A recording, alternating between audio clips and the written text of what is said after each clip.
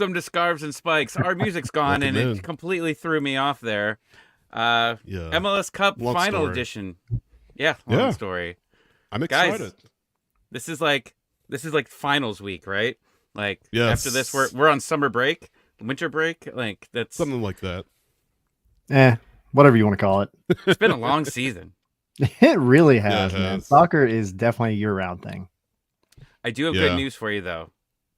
What? 2 months from now, we will be in MLS preseason. How weird is that? Yes. I am excited. You don't have to go long. You can go talk to some friends for a couple months, and then the season's back.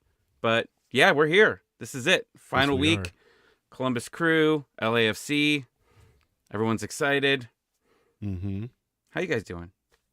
I'm doing good. I know we did an episode with MLS Gone Wild, who's a Crew fan, and the Scarf from Defenders of the Bank, who is a LAFC fan. Little plug, in case you guys didn't watch that, go ahead and watch it on your own leisure. And I said it earlier, or I said it during that episode, that this will be a really good match. Obviously, the two of us, or the three of us, are watching this. We're going to be watching this from a neutral standpoint. And, these are two really good teams. LAFC, of course, the defending champion, who are looking after a trophy case. They played in, I think it was 3 other competitions outside of MLS. They came up short in all 3. This is their last chance at a trophy in 2023. And Columbus are coming in, having missed the playoffs in the last 2 years. New coach Wilfried Nancy comes in and right away gets this team back to where they were essentially, and just has them now one step away from an MLS Cup. So I'm excited. I'm looking forward to it. I know you guys are too. So vamos. I'm cold. It's too cold here in Georgia, and I'm a little irritated about it. What? This is your weather, Tommy. Take it back up there. Wait, what weather? What are the degrees? Oh, I don't know. Do you guys call it degrees in Atlanta, or do you call it something else? I mean, we call it either stupid hot and humid, or if it's below 50, it's cold. So, and it's below 50 and windy. At the time of this recording, Tommy, at the time of this live broadcast, we're at 45 degrees. I don't know what it is. That's cold. Ohio. I mean, I grew up in Buffalo, so that's like whatever. A spring day in Buffalo, but right. I just did a 3-mile jog in 35 degrees. So okay, Mr. Lake Erie and Mr. Buffalo, whatever. It's cold in Atlanta, all right. It's nice, quote unquote cold, relatively cold. But yeah, guys, I'm excited for this show. Who do we have coming on a little bit later on? Andrew Wiebe, Extra Time. I've heard of him. MLS, yeah, just a little bit. I've heard of him. He taught me a lot about MLS. Extra Time was, and still is the main podcast of MLS besides us. And yeah, I mean, it's always great to hear about them and what they think of the league. I've been listening a lot to them over the past, month or so, talking about Atlanta United. So we're going to talk to him a little bit about Atlanta United, talk to him about MLS Cup, see his thoughts, see who his prediction is. But yeah, I'm excited, and yeah, I mean, we're talking about doing a watch along this week for MLS Cup. Stay tuned for some details about that. That'll be fun, and I guess we should get started. Let's pay the bills, I guess, as they say. Patreon.com/Scarves and Spikes. We've got great episodes. We did some of the stuff we'll be talking about today, but we had a Patreon episode a few days ago talking about the Almada rumors, Silva re-signing, a little bit of everything. We got the Discord. We got discounts on our stickers. We're looking to add to the store, our watch-alongs, tons of things. We're going to revamp some of it for next season. We've only got 2 months to figure it out, so we got to start getting on that soon. But yeah, season, man. Right. Yeah, it's short. But yeah, I mean, guys, we're finishing up. This is our first full season doing this. So it's kind of like, feels like it's the last week of school, just because it's like we did it. We made it through one whole season. We made it through kindergarten.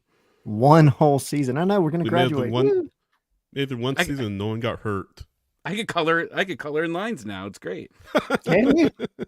No, actually I can't. Me neither. That's a lie.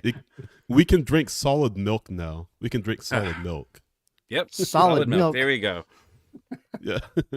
But yeah, thanks guys. We really appreciate you who tune in every week and listen every week on the podcast feed. We really do appreciate you.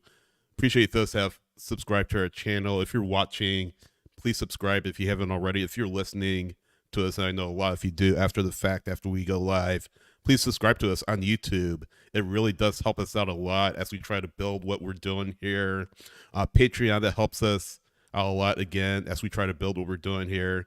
But yeah, it's been a great year. Been a great time getting this off the ground, and we're looking for bigger and better things in 2024. So definitely appreciate you all, and yeah, shout out to you guys. You're the reason why we do this, and Absolutely. yeah, I'm gonna get sentimental here.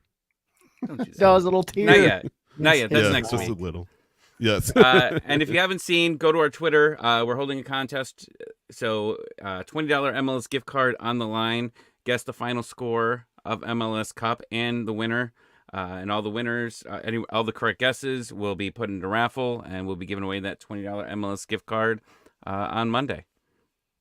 So let's get started with the news. And Doug dropped a story, which I don't know if it's really too shocking here. If you've been paying attention, I think this was all officially known. But Gonzalo, Pineda, Carlos Bocanegra are going to be back next year. Not a major shocker. Twitter had some feelings about it, right? Don't they always? You know, yeah. I mean, there's always the They Boca in, Boca out, Pineda in, Pineda out crowd. How do you guys feel about it? Go ahead, Tyler. Go ahead, Sydney, because I don't I got know. some things to say. It's just all I heard right. was like I don't know if it's a good thing or a bad thing. No, yeah, no surprise. I mean, they were always coming back in 2024, and I know, yeah, Tom, you just talked about some people had some thoughts and have had some thoughts over the past 2 years of Pineda and how he's not the right coach, how he's a terrible coach, how he gets tactics wrong, how LA United needs to fire him and bring somebody in who knows what they're doing. And look, again, 2022, I don't want to keep bringing up 2022, but that's just a throwaway year. There are injuries up and down the roster, so you throw that out. 2023, the goal was there, finish top 4, and obviously they did it, and Garth was very clear that that was the goal, to position themselves to get home field advantage in the playoffs, and they didn't do that. They did make the playoffs, which is a good first step. They lost to, of course, the Crew in the first round, 2 games out of 3. So that's a disappointment. At the same time, you did see some signs of progress, and we can't throw the baby out with the bathwater, right, as far as that's concerned. So overall, and just backing up too, you saw some players come in who made a positive impact on the team right away, right? We talked about William Ba, we talked about Silva, who we'll touch on briefly here shortly. Saba was brought in as well. Players like that who made a positive impact on this team right away. Was it perfect? No. Were there still mistakes with this team? Absolutely. But you saw at least some sign of progress. And everyone said, this winter window will be so important for Atlanta United. Just bringing in players that can continue to help them take that next step. Now, you have the Almada thing, which we'll touch on again, a little bit here. If he's gone, you have to look at who you bring in to fill his spot. So that's something else that you'll have to look at. But I feel like after this winter window, the die will kind of be cast, and the players that Garth and Carlos will want in here will be in. And I think you read between the lines with Garth saying, we're not going to negotiate Pineda's contract during the season. It expires in 2024. We're not going to negotiate during the season. But read between the lines. If this is not a season that is up to his satisfaction, up to his standards, Gonzalo Pineda is not going to be with the team in 2025. And I would venture to say Carlos Bocanegra will not be with the team in 2025, because I don't think you want to go in with Carlos in 2025 as a lame duck on the last year of his contract, especially with the position that he is in with his team as the vice president overseeing technical issues. So that's my 2 cents. And again, no surprise, but I think Garth has made it very clear what his expectations are. And if neither man meets those expectations, they're gone. Simple as that. Yeah, I think this is the first year, right, that Atlanta has potentially going into 2024. This is the first year that Atlanta has the opportunity to have pretty much all their pieces settled, right? 2019 was the last year that you could argue that happened, because we know what happened in 2020. 2021, Pineda comes in, Xande gets fired. 2022, like you said, Sydney, was a crap show with I learned more about ACLs and Achilles in 2022 than I ever want to hear about again. And then 2023, all of its faults aside, was a better year than they've had since 2019. So, you know, you have the opportunity to have some stability here. Firing Pineda, or even I would argue firing Carlos Bocanegra at this point, is not the thing to do, because you do have a guy, and we've talked about it on the show before and on the spaces, but you have a guy in Garth Lagerwey who I actually feel will work really well with Carlos Bocanegra. I think they make a good team, at least if you give any credence to the summer transfer window, because you had 4 guys come in and they all hit. And if you don't think that they have plans for this offseason, then you are sorely mistaken. And the proof is simply there in the fact that they released so many players at the end of the season. So there's obvious plans in the works. There's obvious things. And, you know, we've talked about it. They have Garth, Carlos, they have a list a mile long of potential replacements for every position. They would be stupid not to. So if they can hit even, you know, halfway on what they did, similar to what they did in the summer transfer window, you're going to be looking at a much stronger team next year. And then it's up to Pineda to show that he's the guy to continue the job, because at that point, he's going to have all the pieces in place that he needs. No excuses after that. Yeah, absolutely. No, and with Pineda's contract being up at the end of the year, if things don't work out to start the season, they could replace him. I mean, I know some fans are always worried about the money aspect, right? Like, oh, you're paying, you know, 2 coaches, right? Like you have teams in some sports that they've fired so many coaches throughout the period. Like they're paying 3 coaches at once, right? Like that doesn't matter here. This contract, right? Like the Panthers. I mean, this is a good situation for them because they're not locked into this anymore. And if it doesn't work out, you know, I'm sure Garth is looking at the future as well, just like there's looking at players. All right, if this doesn't work out, what coaches could potentially be available next season? What could be available in the summer, right? Like that's another possibility too, looking at it. With Carlos, that'll be a real interesting story here, because as much as people want to hate on him, you can't, because the proof was in the last third of the season. Like this team was not unstoppable, but they were must watch, right? They were winning when they were supposed to. And in MLS, you're supposed to win at home. They were mostly winning all their games at home. You know, they had a couple good road games. They stayed competitive with some of the best teams in the league towards the end there, right? I mean, Columbus, Cincinnati. I mean, they look good. And that was with still a salary cap that was not in good measures at that point, right? Like you still had a lot that you had to fix. And now you have freed up so much space. You have all the resources that you want now. You're scouting your analytics. Hopefully, they'll be able to take all that and be able to fill this up quickly, because that's the thing that I'm stuck on here. It's like, no matter what we do, great.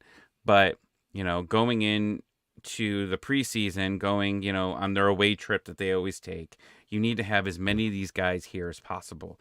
And we have been a team for a very long time that goes down to the wire. And what are we doing the week before the season? We are on visa watch, right? We're sending Sydney to the government house, trying to figure out, is there going to be a visa in time? Doug's tweeting every 4 hours about, oh, Atlanta United is still not heard if Giakoumakis is going to be able to play opening week. We cannot deal with visa watch 2024. We don't need that. Please, no. So they've got to work fast. Rumors are starting to come out across MLS Nothing really for us, as far as bringing players in, but it's starting to come across the board. So I assume we're going to start hearing things, but also this club, as you can kind of learn, that they're getting better at holding some of this stuff, internally. So things are kind of just popping up last minute. Unlike, for a while, I think you kind of know what the BS is because a lot of teams just use us to ramp the price up of players. But I'm excited to see what kind of rumors start coming in. Yeah. Perfect example there. Yeah. Guys, I played myself. I'll admit that I played myself. I made a little snide remark about the Carolina Panthers and Charlotte FC paying coaches that aren't coaching for them anymore. David Tepper. But as you know, I'm a Mets fan, and Bruno called me out to that end. So yes, I agree, Bruno. Don't ever bring the Mets into this conversation again, by the way. No, but I want to address a comment he put in here in the chat, and it's a good question. Speaking about Pineda, the club not negotiating a contract extension for him during the season. He asked, okay, if they keep struggling, does Atlanta wait until mid-season, quarter of the season, first few games? Omar saying if Atlanta aren't in the top 4, they need to cut bait with them then. I guess, what are you guys thinking? I obviously, if the season is going in the trajectory that isn't up to Garth's liking, right? I know that he'll hesitate to make that change during the season, but what exactly does that mean for you guys? Is it what Omar is saying? If they are in the top 4 of the summer, cut bait with them? Is it wait toward the end of the season to part ways?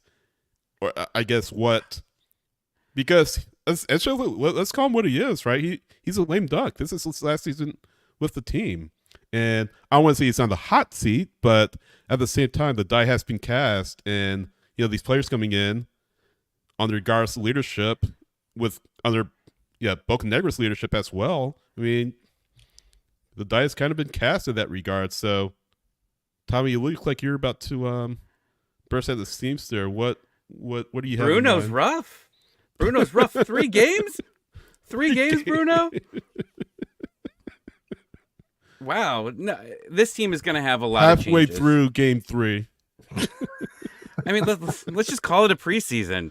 Right. If we don't beat Chattanooga 13-0 or whatever, then just kick them out. There's gonna be a lot of new players coming in here, right? Especially if Almada is gone during this, you're gonna have to change a lot, and that's a lot that you really have to work around. Obviously, change what you're doing tactics wise without Almada. So yeah, I mean, you're gonna have a lot. Your back line's gonna be different, right? You potentially have a new keeper. Who knows? Different DPs coming in.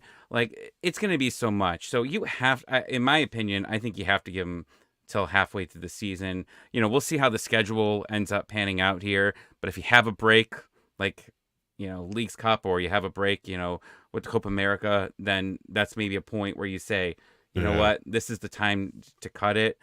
And you see that a lot in other leagues where the All-Star break is a point where they say, all right, you know what, we've got 7 days off. Let's, either bring in, have a temporary coach, or let's go hire that coach that we want to.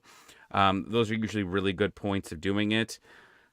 But you got to give it, there's just going to be too many changes here, right? Right now, if you look at the depth chart, you don't have replacements for some of these replacements. You don't have an Almada replacement. We learned that in game 1 against Columbus. You have nobody to go into that position, right? So if you don't have Almada, I mean, you're starting completely brand new here. And that's game 1 in the playoffs, or game 1 back in Columbus in March or early April, whatever it was. Right. Where we Why do you bring that game up? Because it's relevant. It's relevant. No, but we had nobody. We didn't have the backups to the backups in that game. I know. I'm beating myself. I can't believe you brought that game up again. Number 10 in that game at all, which is wild. But no, I don't think there's an easy answer to that question. I think, if Atlanta comes out next season in 2024, and in the first 3 games they have a negative 12 goal differential, then I mean, yeah, there might be some questions being asked. If you go into by the summer, or let's say Copa America with that break and everything, whatever, line you want to draw in the middle of the season, and they're floundering, then I think there could be some questions being asked, because you go back and look at what happened with Xande in 2021. They were floundering. They weren't awful, but they just weren't a good team. They weren't executing whatever it was that was trying to be done, right? They weren't drinking water during the trainings. Yeah, I mean, literally just grabbed my cup of water when you said Xande and just went to go drink water. I put my beer down to go grab water instead. That's what he does to me. Wow. This is your daily reminder, everybody. Drink water. Xande, thank you very much. High quality H2O. Yeah, water boy.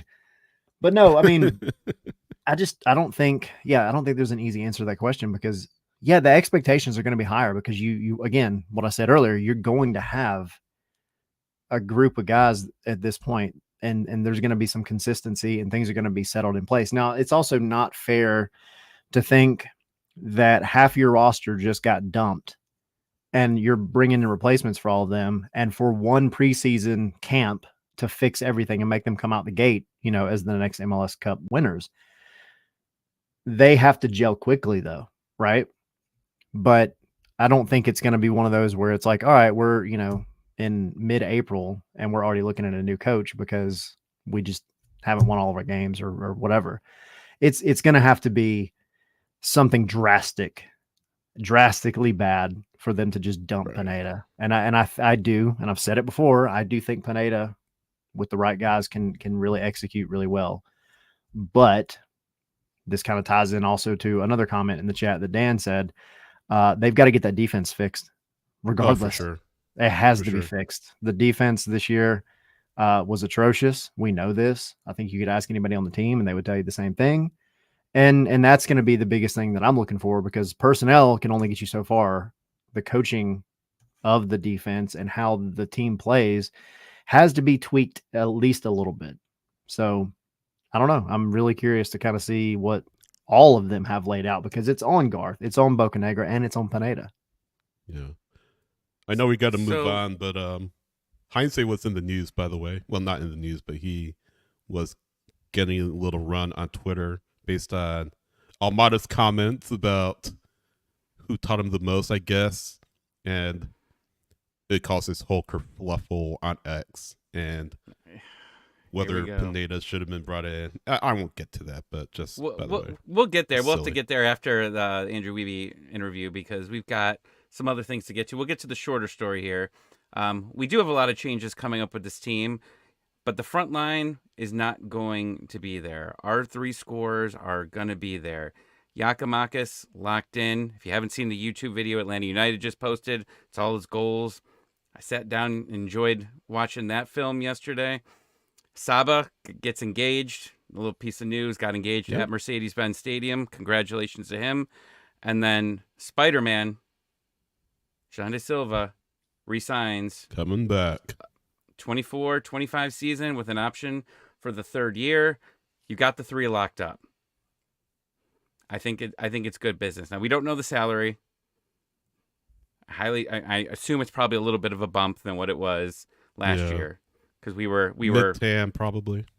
I would think so. I mean, we were playing, we were strapped for cash, so I'm sure when they worked this deal out, it was very minimum, to not bring anymore. him on for loan. Yeah. Nope. He's here now. He's here full time.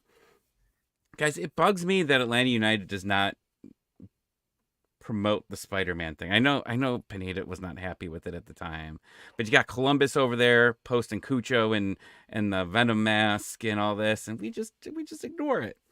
I like fun. Let's have fun. Me too. In this league. I mean, they pushed it a little bit. The league promoted it. The league was promoting it and posting it everywhere. And Atlanta United's like, nope. Even like that little highlight video they did after that game, I was like, show me the Spider-Man. Give me no Spider-Man.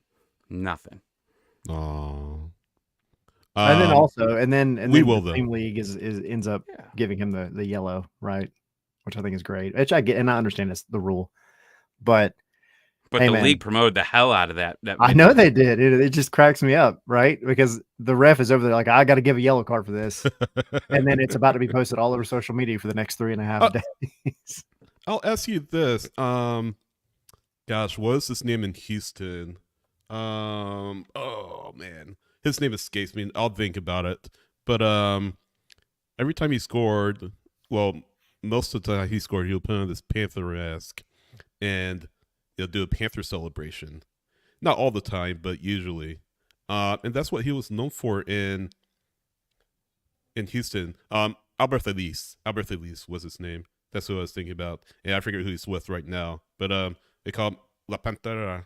And that was his celebration after goals. So Xande, during the media call with him after his contract was signed or was announced, he said, "You know what? I have, and yeah, I have a goal.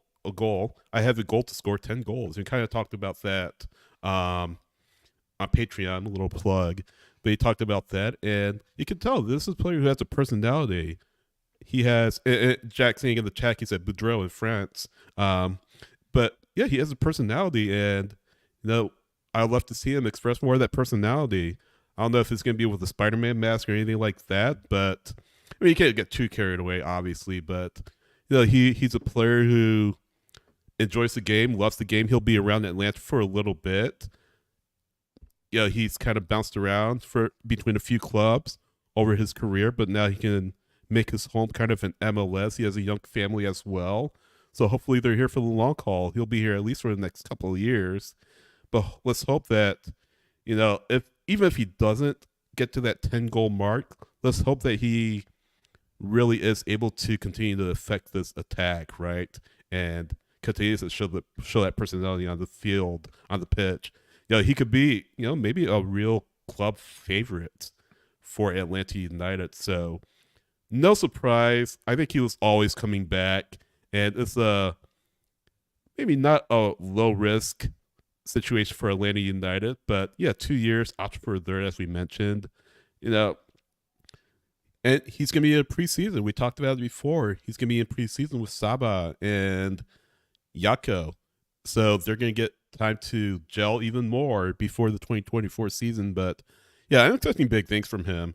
I'm really expecting him to make a significant impact on this club. I don't know if it's going to be 10 goals in 2024, but it's a good mark to set. Yeah, it's a good mark to set. So I'm happy.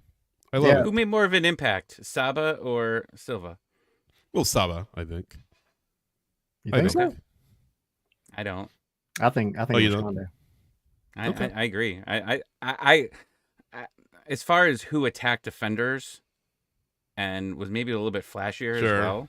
I think it was Silva. Saba definitely had his moments, especially early on. It was like he played like for 3 minutes a game and always had some type of goal contribution there. Ridiculous. And it was like this guy's on pace for insane numbers, and obviously it slowed down a little bit. But I mean, he brought something that we haven't seen in a long time in Atlanta United as a winger, right? He brought something unique, and I think that was the best part about it. Now, I think long term, I think Saba's going to be maybe one of the better players here. I think preseason's going to make him better, because how many times do we see Saba in the corner by himself, just like hands in his pocket, just going, "Somebody give me the ball, man! Like, I just want the ball." And everybody ignored him. Beyond frustrating. Yeah, but I think that all ties into the conversation that we were having a little bit ago as well. You had all these guys come in the summer transfer window, right? And your front four attackers are, well, not your front four, your front three are all settled in right now. Now they have time to go to that preseason, to not have to worry. The team doesn't have to worry. You can focus on your midfield, because that's the big question mark. You can focus on your defense. That's the big question mark. And it allows the front office one less thing to deal with, right? You went ahead and you made the deal that you needed to make. I think, again, I wrote about it on our website on Scarves and Spikes, but you've got a guy who essentially was having a extended trial run because he was just on loan, and if he came here and flopped, then it was no harm, no foul just to not pick up the option. But he came in and showed that he wanted to be here. And like you said, he provided that personality, and it just, he was a fun guy to watch, fun guy to have. And I'm excited to see what all three of them do up top now that they've got some consistency. Yeah. Great. Well, we'll get into more of the news because Almada, obviously, on ESPN caused something. It got Twitter all riled up here about him potentially Just leaving. a little. Maybe in a couple hours he might be gone. Who knows? But the rumors have started. But we want to welcome in our guest, host of MLS Season Pass, Extra Time, one of my favorite podcasts, and Instant Replay, my favorite YouTube show to watch where I'm just swearing at consistently because I'm like 50% agreeing with Andrew. And then sometimes I'm like, what are you watching, man? Andrew, how's it going? What's up, guys? That means I'm doing well on that show. Then if I've got you, if I have you at 50%, we're halfway there. So no, I love that you enjoy Instant Replay because it is honestly one of my favorite things to do. And thank the soccer gods for Simon Borg for making that show a reality and giving me the opportunity to be the caretaker for it because God knows I'm not the one that originated it, but he left very difficult shoes to fill, and I'm like a third of the way there. So someday I'll get my "we'll see you next time" in the right cadence and the right throatiness. But you're close. You're close. Learning the laws, loving the laws, and trying to better understand what the referees are tasked with is super fascinating. And my God, that's one of the hardest jobs in the entire world. So I wouldn't want to do it, but I'll play it on YouTube. Right. Not taking that job. This is not happening. Cheers, boys. Cheers. Cheers. The comment sections are always great. That's the favorite part. Like, I don't know how much you go into the comments. Do you just decide one day, I'm going to read them all, or you just go, nope, just never get into the comment section? It's a mixed bag for me. Sometimes I have the stomach for it. Other times I'm just like, I'm trying to feel good about myself today, so I'm going to stay out of there. But I learned pretty quick doing this professionally that you just don't take anything terribly seriously that you read online. It's only a way to drag you down. And so I just try to have fun. No matter what's happening, I try to have fun. That's what I do on Twitter. It's what I do in that comment section. Yeah. Usually I'll just try to poke fun at myself or at them and not take it too seriously. So, well, we appreciate it. So, Andrew, we were talking about before you hopped on, this season has felt extremely long. And for you, your responsibilities got added, obviously going into Season Pass. Does it feel like this is the last week of school and then you get a little bit of a break here? It feels like the second to last week of school because I'm hosting the Super Draft on December 19th. Yeah. So I have another cram session. I have finals, so to speak. And if I'm being honest, I haven't been in class when it comes to the college game for the entire season. So I've just had too much to absorb Major League Soccer wise. So I'm starting my cram. And hopefully by the time finals get around, I will have a really good grasp on that. But I love hosting the Super Draft, so I'm super honored to get that opportunity on Season Pass, and it should be a really cool show and a fun time. And anytime there's two things that I would sort of count as the best things in this profession. One of them is being on the field when somebody wins something. It doesn't matter what that something is. I've been on the field for CCL championships, Leagues Cup, not Leagues Cup, Open Cup, MLS Cup many times, Supporter Shields. The joy, the contagiousness, the sort of oh my God, we just did that feeling of all the work that went into it is amazing. The other one is being a part of the Super Draft and watching people's professional dreams come true, how they celebrate with their families. These are kids whose lives have been built around trying to get to this moment. And look, we all know that it may not work out exactly as they hope because it's a hard slog coming from the college game to professional game, but just having that validation of being selected, I think, is incredibly noteworthy, and I just love seeing their faces in those moments. So I'm excited for it. And then off to Netherlands I go, where there's no soccer that I have to personally cover, and just spend some time with my family. So it has been a long year, though. To answer your question in a long-winded way, oh my God, it's been a long year. So really funny story actually about the Super Draft last year. I remember listening to it mostly because I'm not going to admit to having it on my phone while driving. But you did a great job, and we're actually out checking out Christmas lights as a family. So you did a great job, and if you believe in that kind of thing, I will put it back up and do the same exact thing this year because you just repeat what you did last year. Hey man, that's what I'm looking for, right? Last year was the first year that I had the responsibility of announcing every pick myself. That's pressure. That's pressure. Yeah. And I remember remember hitting guys up in their Twitter DMs and being like, yo, send me an audio file of your name. The last thing on earth I want to do is to announce your name in your biggest moment and not nail it. So there's pressure there, but man, sicko family out here doing the Christmas lights rounds with the super draft in the background. I salute you, good sir. Live and breathe it, man. I the whole salute family's you. involved in it, so yeah, it's good stuff. That's fun stuff, man. I'm trying to get my boys into soccer. They love playing it, and they're starting to understand the pro side of the game and enjoying going to games. They went to the Red Bulls FC Cincinnati game, and my youngest is still like randomly going, "Let's go Red Bulls," and I'm just kind of like, "Hey, like all love to the Red Bulls, but like let's reroute you here. Let's just reroute you. That's a tough existence. That's a tough existence. I don't want to choose for you, but that's not the easiest life when it comes to fandom in this league. No doubt. That's gonna be a tough one, buddy. Yeah. And no expansion draft. Was it the first no expansion draft since 2015? I think it was. Oh gosh, don't remind me. That's another one of my favorite events. Yeah, I got to spend a lot of time in St. Louis last year, and I got to tell you, I did not see it coming. Obviously, given the predictions I put down on paper. Yeah. But that is the beauty of this league in a lot of ways. We get to see something new every couple of years, or we have. Who knows as far as the future goes, what that expansion will look like. Obviously, San Diego coming in, and you'd think there'd be a couple more just based on recent history. But to have a new city, new fans, new players, coaches, new opportunities for everybody come in, that's a unique thing about Major League Soccer. And we're sort of in an era that I think we'll all look back on and remember fondly in that sense, because once something's new, it's never going back. Like once it's out of the bag, that's it. You don't have a first anymore. You don't have a first home game, a first goal, a first championship, though many clubs are still searching for those. So yeah, I'm looking forward to San Diego. God, that's like Shangri-La, the city. It's just an incredibly beautiful, wonderful place to be. So yeah, my big wish for this job is I want to travel more.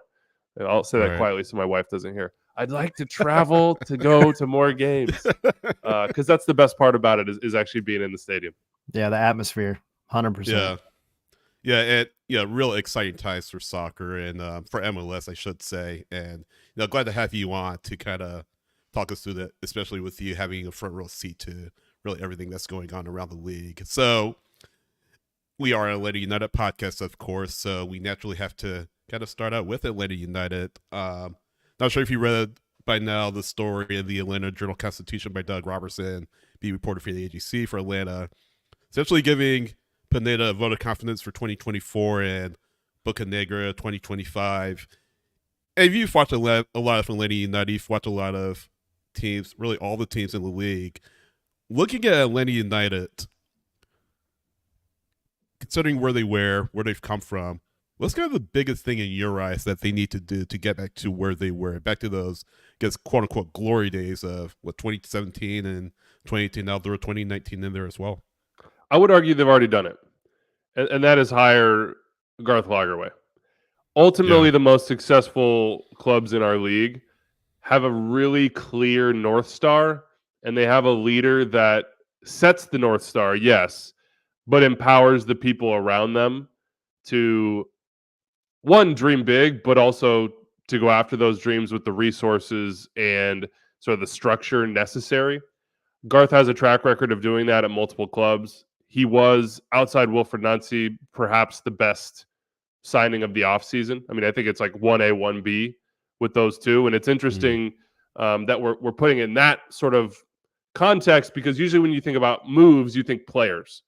But ultimately, staff, front office, managers affect more than one player, of course, but have a longer sort of lifespan with which they can affect the club. So I think you've already seen Carlos Bocanegra's sort of results, and I heard you guys talking about that front three, improve already.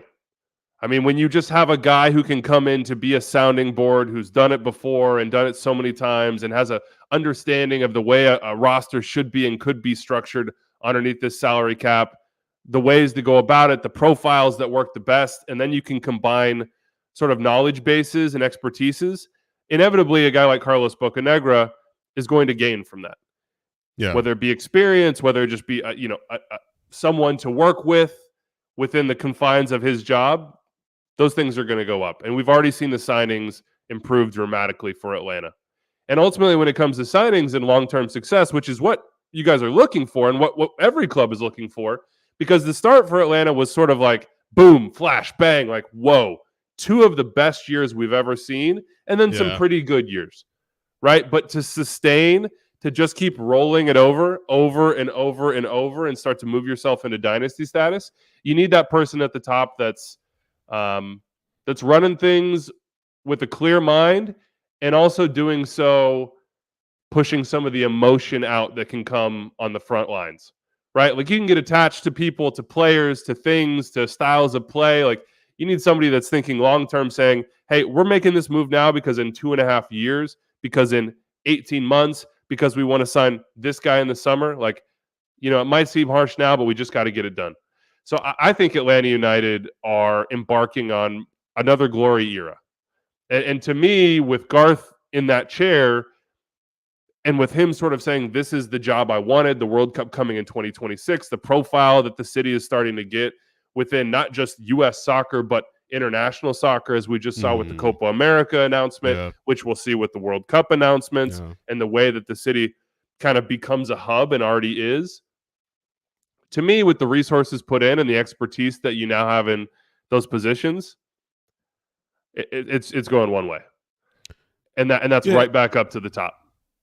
Yeah, you got to hit on it. That's the hard part, right? I mean, I guess, quote unquote, easy part is winning a championship. I guess the difficult part is sustaining success over a longer period of time, building that dynasty. I feel like that's where Atlanta United is. They were able to really sustain what happened when Darren Niels was here, when Carlos first got here, and now they are where they are right now. But it does look like, I agree, it does look like there's some promise. And we talk about all the time, this winter window is just so important for this team, considering the moves they've made, who's out.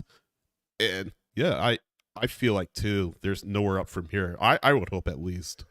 I mean, from your guys' perspective, I'm sure that you felt like there was a low, and so when you hit that low, everyone felt it, and certainly ownership felt it. And you have to give credit to Arthur Blank for basically saying resources are not an issue, will never be an issue. Do you want a $15 million player? Do you think a $17 million player is going to be the difference between, a championship and no championship? I'll pull the trigger right now. And when you have that sort of resource base, and you combine it with expertise, and you hope that whether it be the academy through the next pro pipeline continues to grow and you reap more rewards from there, or free agents decide that this is the place they want to be for so many reasons, whether it be the opportunity to win championships or the building they get to work out of every day, whether that be the training center or your stadium or the fan base itself. Every single tool is there. It's all there. So then if it's all there, you need someone to activate all those tools. And that's Garth. And that's why Garth is there. So for the rest of the league, it's got to be a little bit scary. And I know you guys look at this winter window, and we all do, and Thiago comes out and he's like, oh, I want to go now. It's like, hey, man, what else is he going to say? Right. What do you want the guy to say? Right.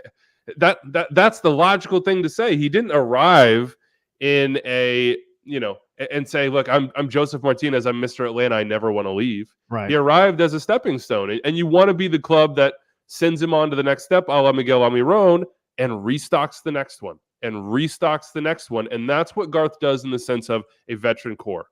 Think about the Sounders through their glory years and sort of the up and down of what was consistent. Steph Fry, Chad Marshall, fill in the blank, another center back of a high level, Roman Torres, Kim Ki-hee, etc.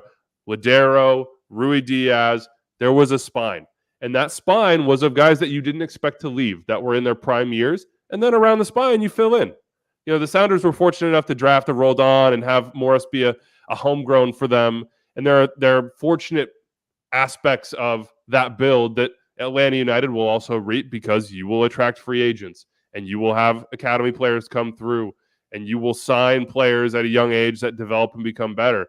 But if you have that spine in MLS and you can build around it, you're there. Now, the hard part is you also have to figure out how to roll the cap over, because if guys play well, they want more money. And if you want more money in a salary cap league, all of a sudden your cap situation gets complicated. But again, that's why you signed Garth Lagerwey.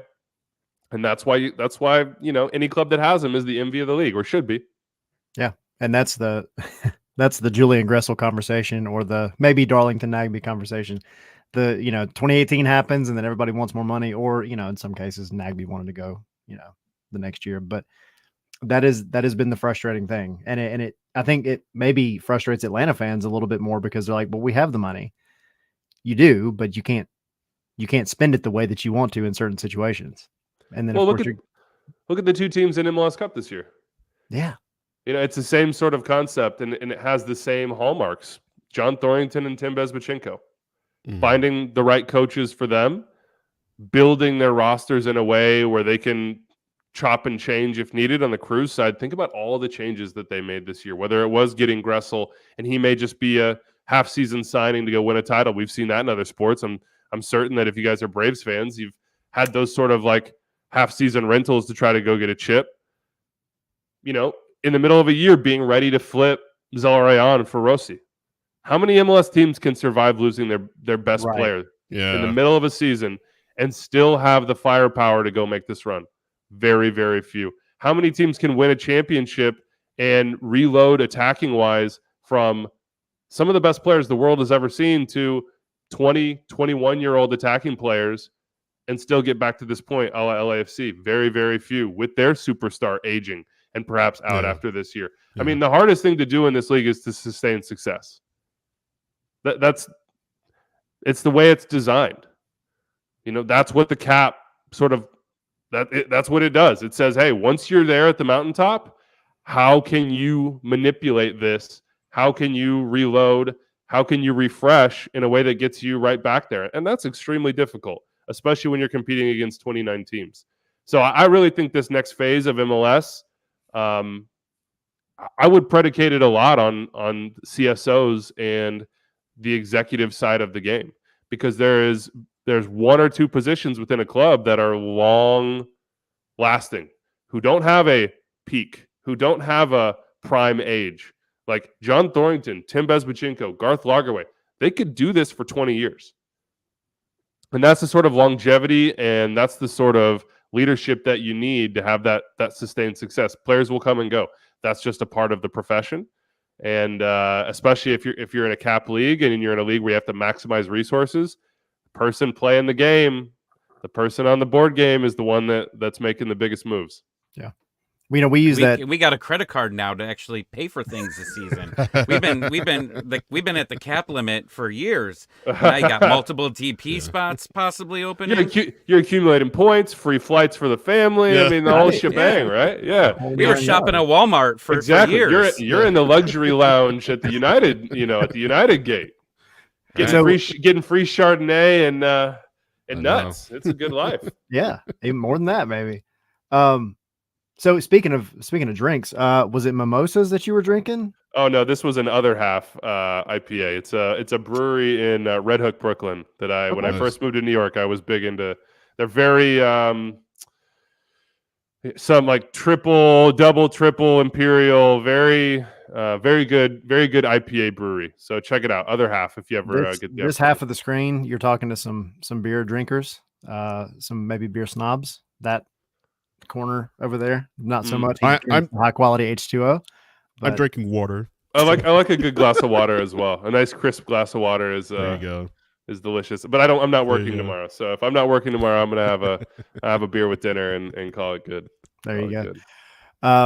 So Thiago Almada, obviously he's the big topic most of the time, and I'm glad you brought up Zelarayan, because I think people they kind of get on this train of absolutely freaking out whenever it's mentioned Almada's gone, because they think, oh, well, the season, whenever it is, the season's going to tank at that point. And Columbus Crew is a perfect example of that. It doesn't have to be the case.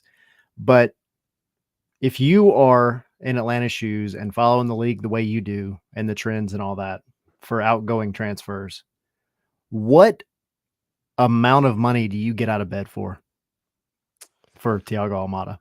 For Thiago Almada, I actually don't. I'm not so sure for Atlanta. It's strictly money, because how much do they need? Just money. Right. I think It it's goes to more that in terms. I conversation. think it's more in terms of, and you sort of read through what Thiago was saying. I almost think it's like opportunity. Like if you're Atlanta, part of your ability to sign players like Almada or Barco, and look, I know Barco didn't work out the way that Atlanta had hoped, but he had that sort of potential. And then Almada is that you're not signing them to move them onto a middling European team. Part of the sell and part of the chain that you're trying to create is that when you sign that player, give them opportunity, they go to a place like Newcastle United. Right. You know, they go to a Premier League club, they go to a La Liga club, they go to a place where their career is continuing to launch. And not only does that mean that you'll get more money because inevitably that club has more money to spend, it means that you're more attractive to the next Thiago Almada. So I think for Atlanta, it's just as much destination and what Almada can do in the next destination as it is strictly dollars and cents. As far as like what you get out of bed for, I don't know. I bet I have no idea what the market is. I would just be strictly guessing, but I wouldn't be surprised to see a deal in the like 22 to 25 region. You know, like at some point, it depends on the club that you're going to. If you can get top level or even mid-level Premier League clubs interested, you could make 30. You definitely could. And I think he has that sort of talent. But if it comes to a point where it's the summer and you need to make the right move and you have the right move to a, I don't know, let's just say a Brighton, for instance, and you get a big sell on from that, and you know he's going to a place with a manager who's going to get the best out of him. He's going to be in the Premier League. It's a move that he wants to make, and you made a profit. And oh, by the way, you got a couple massive years out of him, and you have something to sell the next guy, which is the most important thing, right? Is keeping your team at the top level that you can. Then I think that's just fine. I wouldn't worry too much about the number if I was Atlanta fans. I would worry a lot more about the destination and about what his career looks like after he makes the move. And I would worry about who the next guy is. Because the money side for this organization, I mean, we saw it with Pity Martinez, man. We saw it with Barco. It ain't make or break. It's not like if you don't sell him for that number, you can't go buy the next guy. That's just not how Arthur Blank thinks about this organization and this club and what he wants to accomplish. And what a freaking luxury that is. Because imagine, will always bring up the Falcons. Put yourself in other clubs' shoes around the league, what they have to spend, what it means if they lose a player nowhere near Thiago Almada's level, and it's not the same. So it's a blessed existence. Well, and I've done my homework. I listen to Extra Time all the time. I think when the season ended, you guys talked about it, how like that was like a selling point of Atlanta United. Like they bragged about that, right? We sold Almiron for this much. We sold Pity for this much. Like that was a thing for such a long time with Atlanta United, is they wanted to promote. Yeah, we bought this guy for this and we sold it for that. Like that. Curious if that starts to, with Garth Lagerwey, it starts to quiet down. Like, because that felt like it was like a bragging point, right, for a long time. And like, I don't think that's going to happen going forward. I think it still matters. Again, to go back to it, I just don't know that it's about the money. It's about the destination and about the success they have once they get there. Like, you want to be a club that launches careers, right? And that can be in a lot of different ways. That can be in the Joseph Martinez way, where he just always needed a home. If he found a home, oh my God, look what this guy can do. You have one of the best strikers in the history of the league doing it for your club, you know, pounding his chest and saying Atlanta and trolling your rivals. So you can have it that way. You can have it the Miguel Almiron way, where he comes, he stays for a couple of years, he reaches new heights, he wins a championship, and off he goes to the Premier League. And now Atlanta United fans, whether they watch that Newcastle game or not, I'm assuming are checking the box score every time. You know, did my guy play? Did he score goals? We're rooting for him. We want to see him succeed, not just with Newcastle, but with Paraguay. So, you know, I don't think that it needs to be strictly about the numbers. It just needs to be more holistic in the sense of, if we're not getting taken to the cleaners, and you won't be, because the scouting will be good, and the money you're spending out means that you're buying objectively talented players. Like, everybody in the world, if you buy a player for $15 million, everybody in the world has looked at that player and said, that's a damn good player. Yeah. Like, it's not a scouting, you know, you're not like a scouting wizard to go sign Thiago Almada. You know what I mean? Like, people knew. You were a team that had the money and had the opportunity, and that's why he came. So the more that you can become a place that young South Americans, young Americans, in prime Americans, Europeans, Lobojanice, Yakumakis, Xande Silva, when they have a move to make, look around and say, that's the club I want to be at. That's what I would want to be if I was Atlanta United or any other club in Major League Soccer. I would want to be a place that players look at, executives look at, managers look at and say, I want to be there. And if you're that club, you're going to succeed. For sure. Well, let's move on to Saturday. MLS Cup. What's LAFC. on Saturday? What? No, Yeah. just kidding. Jokes. Just a Pretty much soccer. Just a little match. game. Little Just a game. game. Yeah. Just a little game. Just a little party in Columbus. Right. So you have Columbus, who went through a gauntlet, in my opinion, of the Eastern Conference playoffs, and LAFC that kind of, I don't know, felt like they skated by at points. But it's a big game. Initial thoughts. It's a wonderful matchup because you have two teams who have very distinct styles and are committed to that style, who will be able to play exactly how they want to play. LAFC are not going to want the ball. They've had 30% possession in 2 straight games. I think it'll look exactly the same in Columbus. And they're okay with that. They're brutally efficient. The Crew want the ball. They want to use the ball to try to unbalance you. They want to invite pressure and say, come try to get it. When you try, we're going to beat the first man, and we're basically going to be in man-up situations at all times, whether it's in a counterattacking situation drawing you forward, which somehow they still find a way to get because they do press better than a lot of people give them credit for, or just strictly in that possession, moving it around your final third against a block, they can break any team down. The talent level that they have is at a considerably higher level than the Houston Dynamo or Seattle Sounders on the attacking side of the ball, but they leave themselves open, which gives LAFC every opportunity to use Bouanga and Oliveira and Carlos Vela dropping in to hit them on the break, and then the Crew are weak on set pieces. So it's like all these strengths for both teams should be able to come to bear, and that's all you can hope for.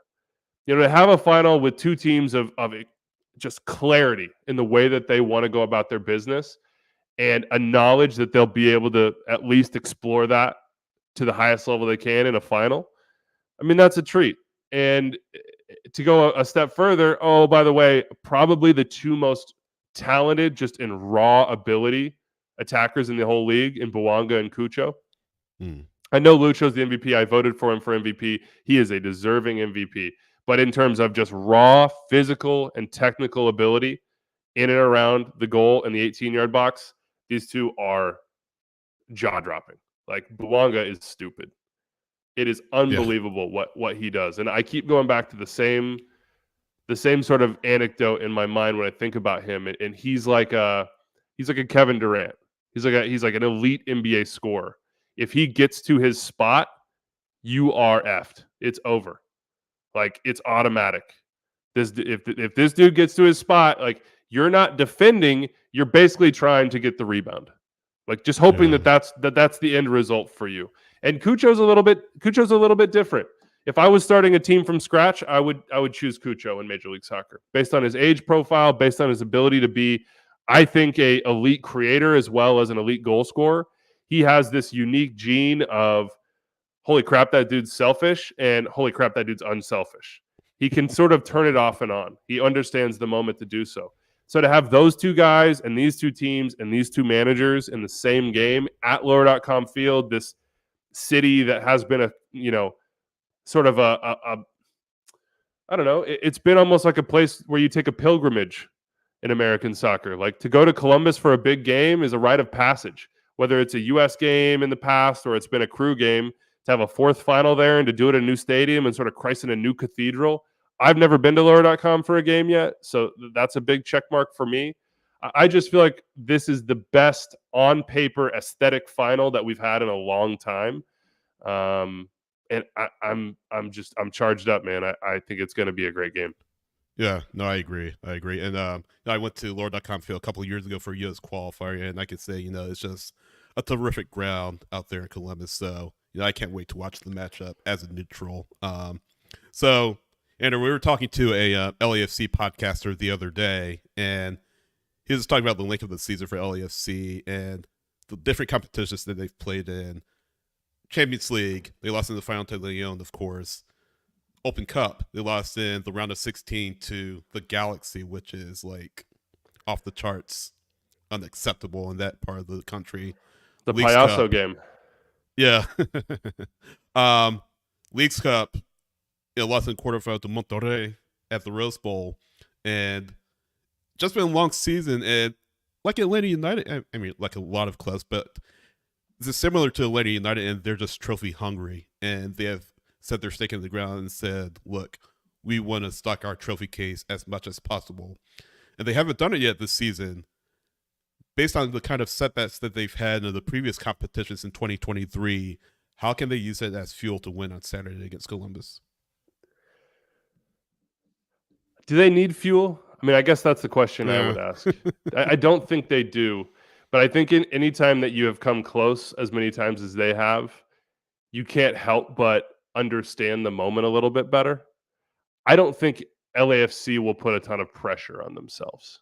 And I think that's the right attitude to have in a game like this. The more pressure you have, the tighter you can be. And I do think that's in some ways what happened to Cincinnati. There was so much pressure on them. Shield winners, with Miazga out, the pressure that then trickled down onto everyone else. The pressure of being up 2-0 and sort of looking around and knowing, well, one, off the bench, we don't have that much help. And two, our legs are going. And three, look across from us right now. The Crew are at a different level when it comes to fitness and their ability to wear teams out with the ball. So I think LAFC are going to put the pressure on Columbus. They're going to say, hey, go make the game. That's what we want you to do. Steven Moreira, come out of the back line with the ball, man.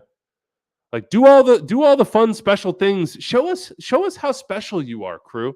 Because the moment the Crew start to do those things, yeah, LAFC could get broken down. Thankfully for them, they have one of the best Italian defenders of all time sitting in their back line directing things. And if the Crew open themselves up, all LAFC need are just like a half gap. If Moreira in that right center back spot pushes up as he loves to do with the ball, you lose it one time, it's one pass. That's it. And so I think LAFC can be secure in the knowledge that like their game is not to take the pressure on themselves. Their game is not to say that we must control this. Their game is to say we're going to be more efficient than you. And it's going to be infuriating. Like you're going to hate it. You're going to get frustrated. You're going to come at us in waves. We're going to repel most of those waves. And the one time we get an opportunity, Denny Bouanga is going to run down your throat. Or Denny Bouanga is going to be a decoy, and Carlos Vela is going to pop up in a spot in the box with the ball at his feet, and we're all going to say, oh, God, we forgot how good he was as a finisher. And I know we haven't seen that in the playoffs. Like, it's uncanny that the real Carlos Vela has never stood up, really, in the MLS Cup playoffs. But if there was one game that he was going to do it, and what might be his final game for LAFC, I feel like this would be the one. So I don't know. To me, LAFC have played this incredible season and just unfortunately haven't really gotten credit for it because they couldn't get over the hump. Right? You know, part of the price of playing 53 games is that you've been damn good. You don't get to play 53 games if you don't go deep in every competition that you're in. Sure. And so now they're at this point to pay it off. And I think they'll be probably for the first time this year about it, a little bit more relaxed. There's not the pressure of the first final. There's not the pressure of winning CCL, this prize they've wanted forever. It's like they've done this. Like most of these guys, not all of them, the young guys that came in the offseason in the summer, they haven't done it. But most of the guys on this team won a trophy last year. They already did it. They played a wild game. They survived that Union match at the bank. And now they're just, I've been thinking of them as like the Empire and of the Crew as the Rebels. You know, the Crew are like this plucky, lovable group. And you're like, oh my God, like their tactics are so, you know, did they just like fly that spaceship around the Walker and like bring it down? Like, oh my God, they can operate on Hoth. You know, like just, I'm not that good at the lore, but my kids are really into it. Whereas, as a Star Wars fan, I can appreciate it. You're on the right track. Whereas LAFC is just like, they're like, what's happening out there? Oh, we have the Death Star. Like, that's all it takes. Like, cool. Like, you're done. So I'm just so fascinated by both sides. You even see it in the managers, like the way that Wilfried Nancy talks about the game and his team and belief. And, you know, hey, Sean Zawadzki didn't think he could play the way I wanted to, but we built him up. And Steve Cherundolo is just sort of like he's not a super emotive guy. He's got that long time upbringing in Germany. He's just sort of like, yeah, like we know how we're going to play. And like, we don't really care what you think about it. And it's all good. Like if we win 1-0 or 2-0 or 2-1 at the end, I don't care. Like we're just the unstoppable force. Like we are inevitable. Like, don't worry about it. Don't come to me trying to get like me to be the personality that carries this team. I'm not going to be that. And it's just such an interesting dichotomy between the two sides. Nancy's the Gordon Bombay. I like that one. I like that one. If I was on the shows this weekend, I would steal that one for sure. I'd credit it back. But come back and Ducks, get more of that. Ducks. Oh, here he goes. There it is. Oh boy. There we go. So, well, I'll go back to the Star Wars reference. Speaking of rebel leader Wilfried Nancy, what has made him be able to come in this season and just implement that culture and his kind of tactical mindset so quickly? Boy, I do think there is you can apply this to our lives as well. Sometimes I think that when people talk about soccer and professional soccer, we put everything on a little bit too much of a pedestal. There is a universality to leadership and to people who inspire belief. And I think one of the key tenets of getting people to follow you is faith, showing that you believe in them and showing it to them even in moments where their instinct is that maybe you wouldn't. And I think that's what Wilfried Nancy is so good at, is coming in and looking at pieces and looking at players and looking at teams and saying, there's more to you than even you think there is. I'm going to, 1, tell you that, but 2, put my effort and energy and time and emotion into helping you realize that. And then 3, if you screw up, I'm not going to take it all away. And we've seen it repeatedly this year with so many parts of this squad. Coming into this team, who would have thought that Patrick Schulte would be his everyday starter? Like Eli Room has spent years in this league and been a top-level goalkeeper. He said, you know what, that's my guy. And when he chooses you, he chooses you. He doesn't waver. And he didn't waver in many moments throughout the first part of the season and even later in the season that he could have. Patrick Schulte basically lost them a hell is real. Yeah. Excuse me. They blew lead after lead after lead and dropped, more than 20-some points this year from winning positions. Patrick Schulte was a big part of that. Mo Farsi in this game against Cincinnati, and I thought this was one of the most blindingly obvious examples of this. That's a terrible back pass.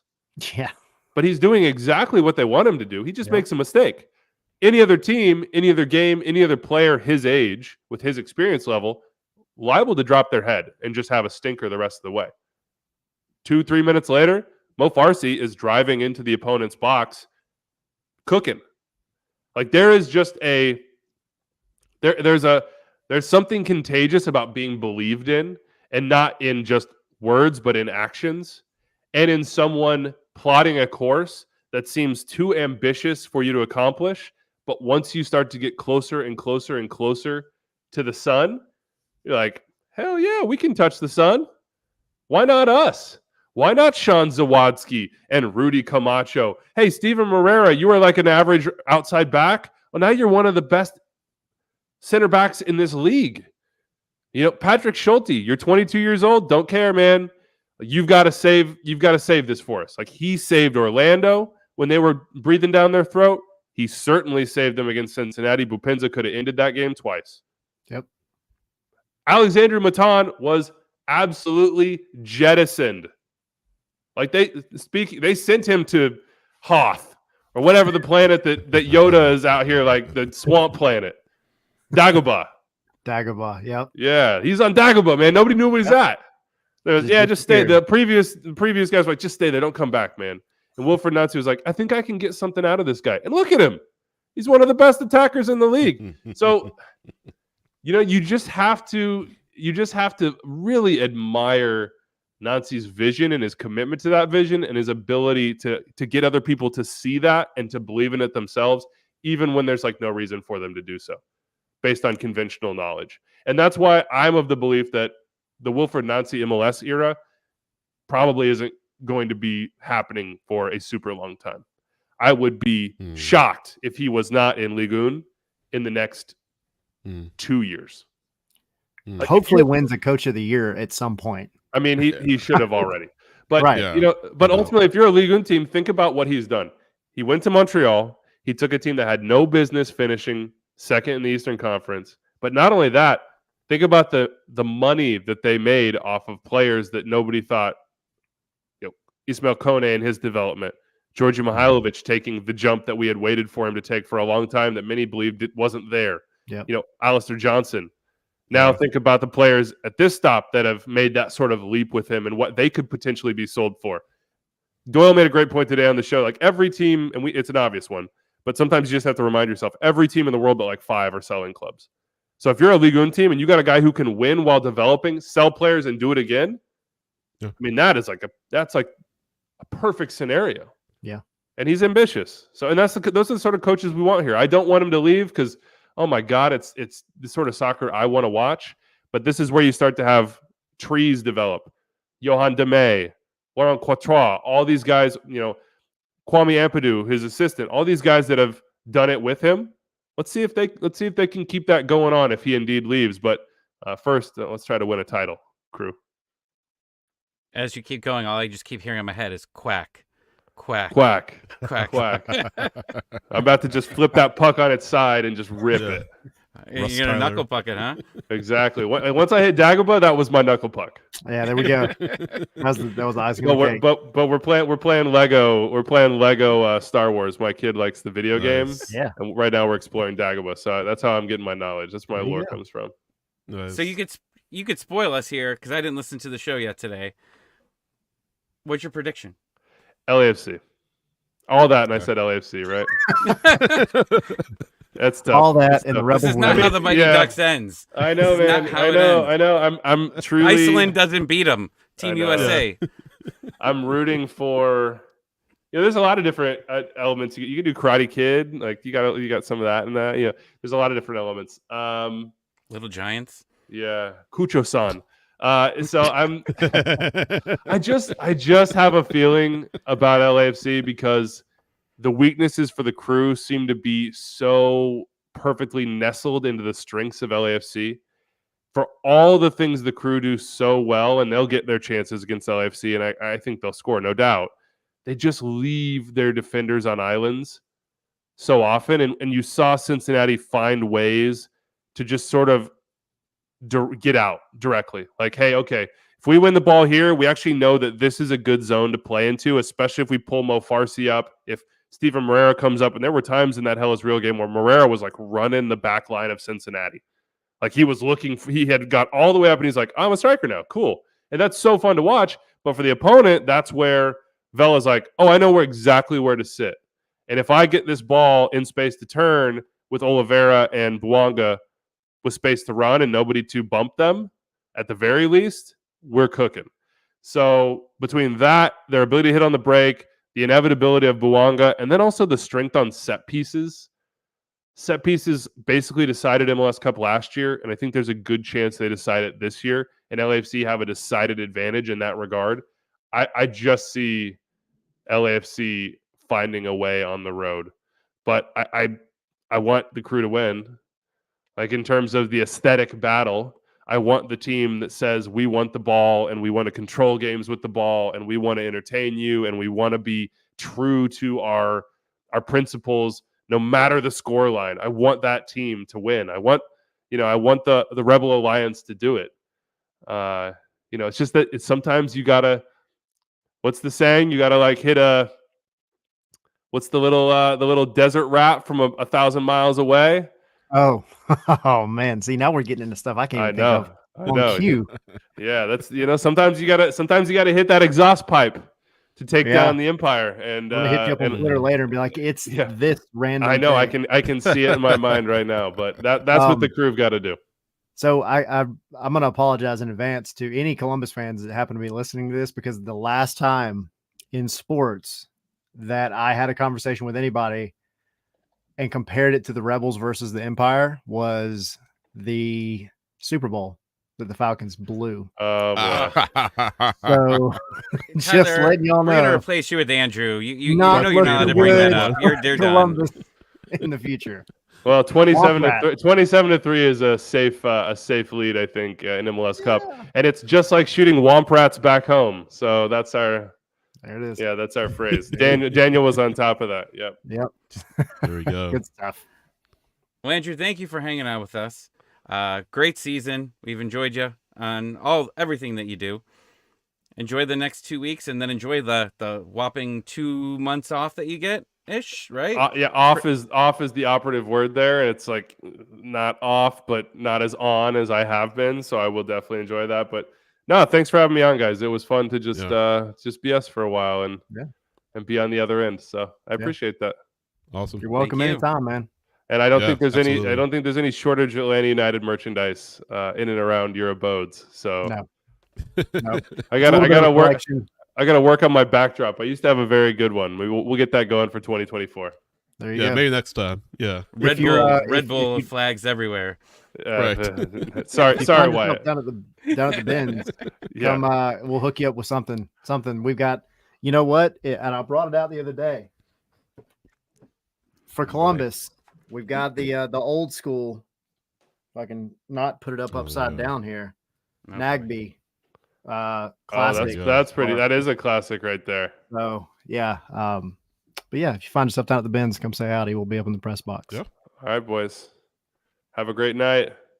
See you. Have a good one. Enjoy the games. See ya. Yep. Have fun. Cheers, Thank Andrew. you. Appreciate you. He's great. See you next time. Good stuff, man. Good stuff. Yeah. Yeah, like you said, good to get him on the other side of the microphone, so to speak. I mean, he's obviously done extra time for years. Instant replay we talked about. Season pass, just work with that. So obviously he knows a lot about the league. Been there, done that, and really good to have him on. And definitely would like to have him back at some point. Maybe it's always fun. Just maybe I mean, he said it. We've talked about it with every guest we've had on here. Just it's kind of fun to just BS, like he said. You know, I think that's one thing that I think the people enjoy about this show is just. I mean, we try to be informative, but also fun, a little entertaining. Talk about beer occasionally. Informative. Oh, don't do that again, Sydney. No, I know that was bad. It was a good try. It was a good try. I walked into that and realized it wasn't going to work. So it was a good try. I'll give you that. Well, well, it's time for the last prediction of the season. I think I've clinched all that I think I've clinched everything I can in all the predictions so far this year. But what is the final? Who's winning this thing?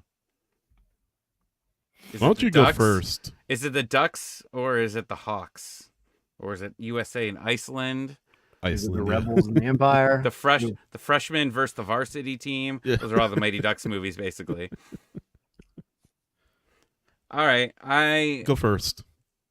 Sure, I've been running with Columbus since they beat us.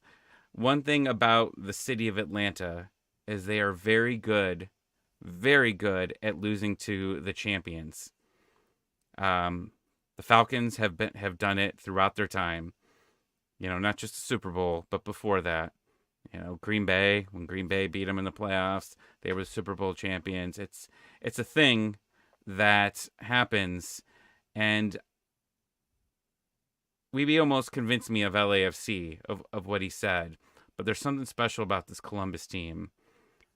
And with it being at home and with their last final being during the COVID game, right, where a lot of fans couldn't really go there to actually enjoy it, this crowd's going to be crazy throughout this game. And I think Columbus has what it takes. And as long as they, can stay within a goal, I think that this team's going to win it. And I think that they are going to win 3-2. And I think it's going to be very similar to the last game where they win it in extra time. It's going to be a hell of a game. They better be entertaining. Yeah, it will be. It will be a great game. I think so. And, we were just talking about, these are two teams with two different styles. LAFC, are more, they don't like the ball, and they're content to just hitting you, where it hurts, even though they don't always have possession. The Crew have their style as well, very pragmatic. Nancy, probably, considering the talent that he has, is probably top 3 coach in the league, if that. And it can't be understated what a terrific job he's done with this club. This is a club, I mean, you talked about it, this was a club that was in MLS Cup in 2020, as we mentioned. Obviously, COVID year. Missed the playoffs back-to-back, fired Porter, which on paper looked like a really good move. Brought Nancy in from Montreal, and he's worked wonders with the team right away, really. Has its flaws, obviously, but, I mean, they're in MLS Cup for a reason. And I think as a neutral, we've talked about this, as a neutral, this is going to be a terrific matchup, two different teams. I think the magic kind of runs out for Columbus. I think LAFC really takes the match by the horns and shows that, hey, we're the champions for a reason. I think they win 2-1, maybe fall behind 1-0, but they come back to win 2-1 on the road and make it back-to-back, which hasn't happened in a little bit, I don't think. But I think LAFC will finally get that trophy that they've been chasing in 2023. That's second trophy, I should say, that they've been chasing in 2023. Scarves really hit you with that promo hard. Yeah, the other night he turns you. I went back and watched it, and like at the end of it, I wish he would just be like, "And what you gonna do when LAFC runs wild on you?" It gets better every time, and then of course I know.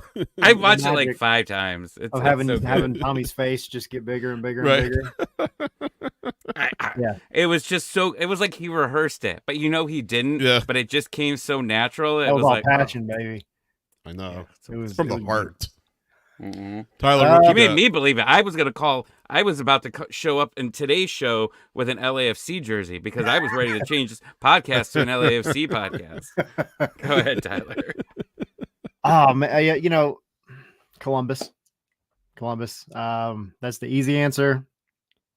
But I will absolutely acknowledge that this game could go either way for a lot of, like, we've talked about it, right? This whole week we've been doing the coverage. Wiebe just hit on it specifically with the way that they play. But Columbus just has that ability and the discipline to find their way out of crappy situations, right?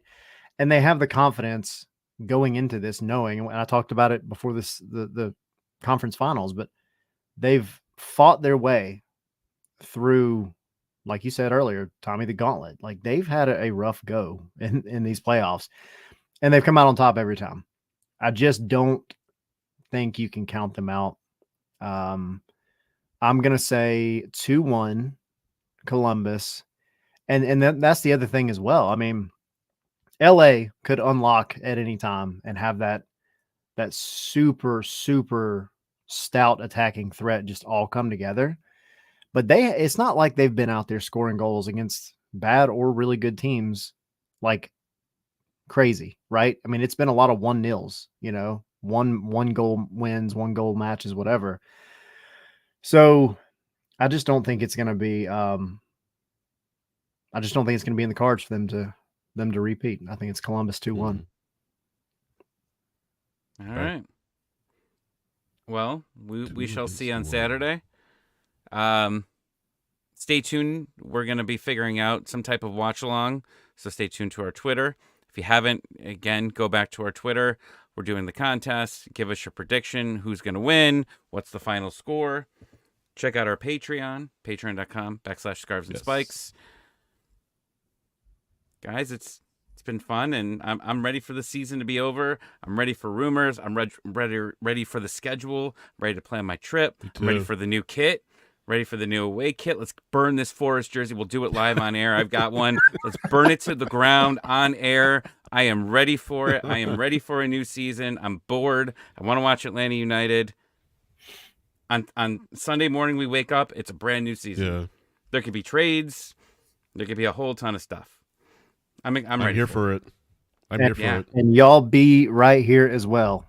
Y'all be right here as Yes. well. Because Yeah. we're still We'll doing be back on Tuesday. We're changing up a little bit next week. Wait, We will hang on. Don't say for sure What? Tuesday. I know we talked about it, but hang on. Oh, spoiler. Stay tuned. Maybe. We'll let you Maybe know. Tuesday. We'll let you know. We'll be Yeah, back next we'll week let for you sure. Yeah, we'll show up. We'll be But right. yeah, thank you guys, and have a good night. I don't know. Do we have the music to hit? We're Hey, doing. there's Okay. look. We do. There's some We music. didn't have the beginning ones, but we have the end ones. As long as only one gets us in trouble and not both, Right. we'll be okay. Thanks, It's a better song everyone. anyways. Yeah, there you go. I like it. It's a banger. It is a banger. It's good This, stuff. hey, this guy at And my we say job, the dumbest stuff during these parts too. So The here's dumbest one. things possible. this guy at my job calls bangers like songs. He calls them slappers. I still don't understand what no cap means. I Me don't either. either, Tommy. Or Wara. I mean, you have teenagers. You should know, Tommy. I'm 41. I don't know what no cap means. I know it means like something good, like oh man, that's no cap. Like I don't know, that's Sydney. You're no cap. That's all I know. No cap. you have no cap on. You have no hat on. So that's don't. as far as I know. Tyler is cat. I guess. Just end this thing. We need to end this season so much. See you guys. See y'all. See ya.